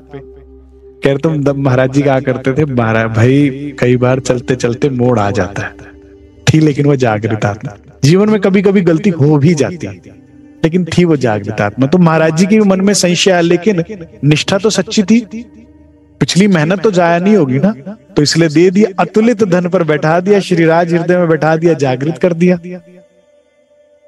जैसे आज दिया बिठा, सर्व शिरोमणि घोषित जैसे किया जचा हमको ऐसा। ऐसे देख रहे थे दादा गुरु। अब ये चितवन का विषय है। मैंने इन सुंदर दोनों ब्रह्मात्माओं के और इस लीला का जो दर्शन चितवन में करने का प्रयास किया, मुझे तो बड़ा आनंद आया। ऐसे दादा गुरु देख रहे, जाने क्या तुझे भी नहीं पता भी मैंने कहां बैठा दिया। सर्व शिरोमणि घोषित कर दिया, तुझसे ऊपर कुछ नहीं, कोई नहीं, किया कर दिया हो जैसे जचा उन हमको ऐसा। जिस धन पर बिठलाया तुमको, धन नहीं है ऐसा वैसा। अब ये दादा गुरु कह रहे हैं, महाराज जी कह रहे जिस धन पे मैंने तुम्हें बैठाया है ना, ये कोई ऐसा वैसा नहीं है। श्री सतगुरु आशीर्वाद रूपी धन हमको देकर दान, क्या जो ये जो दिया है ना, ये दान होता है। एक होती है कमाई, ये कमाई नहीं होती है। परम धाम राज्य की प्राप्ति ये सदगुरु दान करते हैं। तुम कितना भी कर लो, तुम उतना कर ही नहीं पाओगे कि तुम उसके लायक हो जाओ, लेकिन तुम्हारी निष्ठा को देख के, तुम्हारी लगन को देख के श्री राज मिल जाते हैं। तुम उल्टा करो सीधा करो, लेकिन अगर नियत तुम्हारी राज्य को पाने की है तो 100 गलतियों के बाद भी राज्य मिल जाते, क्योंकि तुम्हारी नियत देखते हैं और दान में दे दिया। गदगद और प्रफुल्लित बेहद दृष्टि पड़े हमको श्रीमान। महाराज जी कहते दादा गुरु बड़े खुश थे। बिखरी पड़ी थी मुस्कान, कहते मैंने कभी इतना हंसते देखा ही नहीं था दादा गुरु को। बिखरी पड़ी थी चेहरे पे मुस्कान, खिला जा रहा था मुखड़ा, खिलते ही जा रहे थे जैसे हंसी के मारे, आनंद के मारे। यह उनके भावों से लगता था है उनको हर्ष बड़ा। ऐसा लगता तो बहुत ही खुश है, समझ नहीं आ रहा मिला मुझे ये इतने खुश क्यों है। लेकिन सदगुरु को आपसे ज्यादा खुशी होती है जब आप अपनी वस्तु प्राप्त करते हैं। दादा गुरु ने एक को जगाया, लेकिन गजब जगाया। एक रतन भाई जगाई है, लेकिन कहते ये एक बहुत, ये दिया एक ही दिया बहुत जला देगा। तो बड़ी आनंदित है। हम अपनी क्या कहें, बनाई नहीं जाती हमसे यह बात। महाराज जी कहते मुझे शब्द ही नहीं मिल रहे, मैं क्या बोलूं। बस इतना जाने दृढ़ता से पकड़ा श्री सदगुरु ने हाथ। मुझे तो इतना समझ में आया कि श्री राज ने और सदगुरु ने अब इतना पक्का हाथ पकड़ लिया कि छूटेगा नहीं। ठीक है, अब ऐसी बैठक लगी कि अब नहीं हिलेगी। सुनिए ये लाइन कितनी इंपॉर्टेंट है। ये मैं चाहता हूं हम सबके जीवन में घटित हो, मेरे भी जीवन में घटित हो। दो के एक बने एक पल में। अब हम दो नहीं रहे, हम एक हो गए। सदगुरु और मैं, रू और राज अब एक हो गए। हम हमेशा से एक थे धाम में, यहां दो हुए, और दो हुए तो दुख हुआ। मैं हक को जुदा जानती ल्यावती शब्द में वर्णन। इश्क रबद का मूल ही यही था। हमने राज्य को अपने से अलग माना और कह दिया इश्क हमारा बड़ा, जबकि हम एक थे हमेशा से। गलती यहां हुई थी कि एक के दो करे क्यों हमने। अब ये वापस एक हो गए। हम हमेशा से एक थे, वापस एक हो गए। ये हम सबका लक्ष्य है सुंदर साथ जी। दो के एक बने एक पल में, बाहर भीतर एक समान। अब जैसी मेरे वचन थे, जैसा मैं बोलती थी, अब मैं वैसी हो गई। अभी तो हम केवल बोल रहे हैं ना, मैं आत्मा हूं, मैं परमधाम में हूं, मेरे सन्मंत श्री राज जी से। अब हो गया ऐसा जो बोल रहे हैं, अंदर बाहर एक हो गया। अगली लाइन सुनिए, ये भी बड़ी इंपॉर्टेंट है। उनमें मैं, मेरे में सदगुरु। कितना सुंदर ये अवस्था है कि मैं तो अब उनमें हो गई और मुझ में सदगुरु हो गए। अद्वैत हुआ, द्वैत हुआ, अद्वैत महान। अब हम दो रहे नहीं, अब हम एक हो गए, अद्वैत हो गया। अब मुझ में सदगुरु बोलते थे और मैं उनमें हो गई। उनमें हो गई मतलब अब अब आज से रतनबाई श्रीराज में लीन रहेगी और उनके अंदर बैठकर श्रीराज लीला करेंगे। ये मेरा ड्रीम है, ये मेरा उद्देश्य, लक्ष्य है कि हम हक में हो जाएं और हक हम में और हक बिना सबको आप। हम राज्य में खो जाएं और फिर इस तन को रखना नहीं रखना उसका जिम्मा, इस तन का खाना लालन पालन पोषण सब उसका जिम्मा, और इस तन से जो मर्जी करे राज्य में राज, जागनी करना है, जो करना उनकी मर्जी। हमारा काम खत्म, हम तो उनमें चले गए। यहां हम खत्म, वो शुरू। ये करें हम सुंदर साथ जी। दो के एक बने एक पल में, बाहर भीतर एक समान, उनमें मैं मेरे में सदगुरु, अद्वैत हुआ द्वैत हुआ अद्वैत मान। बोलो श्री प्राणनाथ प्यारे की जय, बोलो श्री सदगुरु महाराज की जय। आज के बाद हम सब ख्वाब देखें तो ये देखें कि ये हो जाए हमारे साथ। आज के बाद अगर दर्द हो तो जीवन में ये हो कि ये नहीं हुआ अभी तक, और सारे दर्दों को भूल जाओ और सारी मनोकामना को भूल जाओ। आप इस उद्देश्य को ही अगर जब जीवन में लेंगे ना, उस दिन से ही आनंद शुरू होगा। क्योंकि जिस दिन आप माया पाते हो तब दुखी नहीं होते, जिस दिन से आपको माया चाहिए, लालसा होती, उसी दिन से दुखी हो जाते हो। तो जिस दिन से आपको ब्रह्म चाहिए, राज्य चाहिए, सत्य चाहिए, उस दिन से ही आनंदित हो जाता है जीवन। महाराज जी आज जाके आनंदित नहीं हुए, जिस दिन घर से निकल गए राज्य के लिए, उसी दिन से आनंद शुरू हो गया उनका। अब जीवन में कुछ भी हो रहा, उन्हें फर्क नहीं पड़ रहा। हमारे भी जीवन में बहुत कुछ होगा, फर्क नहीं पड़ेगा। जो होना है सो होना, नाटक जो चल रहा होगा हमें नहीं फर्क पड़ेगा। इस प्रकार की संपदा कर सदगुरु से प्राप्त, शक्ति अपने बीच में जची हमें पर्याप्त। इतनी शक्ति अंदर महसूस हुई, कहते पूरी की पूरी से भी पूरी, और वो संपदा हमने सदगुरु से प्राप्त कर ली, सेवा करके, समर्पण करके। अब दादा गुरु ने क्या बोला, अब तुम पूरे हो चुके हो, जहां मौज हो जाओ विचारो, जहां मर्जी जाओ। सारी धरती तुम्हारी और तुम धरती सारी, तुम सारी धरती के हो। जहां जाओ मंगल करो, जहां जाओ आनंद करो, जिस मर्जी, जहां मौज जाओ, जिस मर्जी दिशा में। जागृत आत्मा जागृत है, अब वो कहीं भी होगी, धाम में होगी। मेरा काम खत्म, जिस उद्देश्य से तुम मेरे पास आए थे कर दिया। जहां मौज हो जाओ विचारो, इस प्रकार आदेश मिला। श्रीमुख से आज्ञा पाते ही गुरु गृह से प्रस्थान किया। आज से महाराज जी गुरु घर को त्याग कर जागनी लीला पर निकल पड़ेंगे। कैसे कैसे होते होते वो शेरपुर ग्राम वापस आते हैं, और कैसे वहां आश्रम की स्थापना होती है, और कैसे वहां पर फिर जन जन का कल्याण होता है। ये हम आने वाले 2 से 3 दिनों में और सुनेंगे, जितना हो पाएगा। लेकिन श्री राज जी की मेहर है, कृपा है कि यहां तक हमारी वितक हो गई। आज आपको अपने जीवन का सही उद्देश्य मिला, अन्यथा हमेशा माया के लिए रोते हुए गए। और यही आशीर्वाद गुरुजनों से भी और राज्य से प्राप्त करके, ले माया ले, कितनी लेगा। लेकिन जीवन दुखी का दुखी, आज आपको सही रास्ता मिल गया। ये हमारा उद्देश्य।